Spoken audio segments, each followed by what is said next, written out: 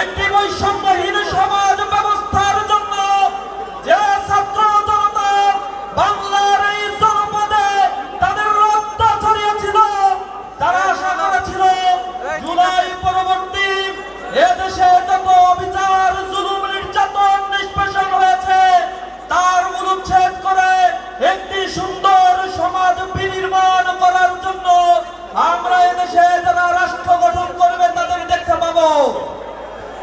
কিন্তু বিস্ময়ের সাথে আমরা লক্ষ্য করছি অনেক রাজনৈতিক বন্দীকে মুক্তি দেওয়া হলো, অজানা কোনো কারণে আমাদের প্রিয় নেতা এটিএম আজহার ভাইকে এখনো পর্যন্ত আমাদের মাঝে ফিরিয়ে দেওয়া হয়নি।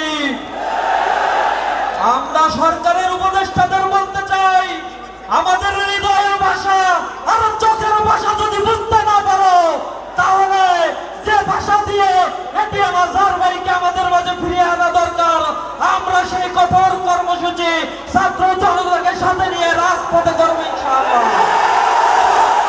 আমরা অনতি বিলম্বে এই যে ট্রাইব্যুনাল গঠন করা হয়েছিল তথাকথিত মানবতা বিরোধী অপরাধের এই ট্রাইব্যুনালে যে জুডিশিয়াল কিলিং এর মাধ্যমে রাজনৈতিক নেতৃবৃন্দকে হত্যা করে এক শূন্যতা বিরাজ করার জন্য যে চেষ্টা করা হয়েছিল, ছাত্র জনতা জুলাই গণ অভ্যুত্থানে তার দাঁত ভাঙা জবাব দিয়ে ফ্যাসিবাদকে এই বাংলাদেশ থেকে বিতাড়িত করেছে।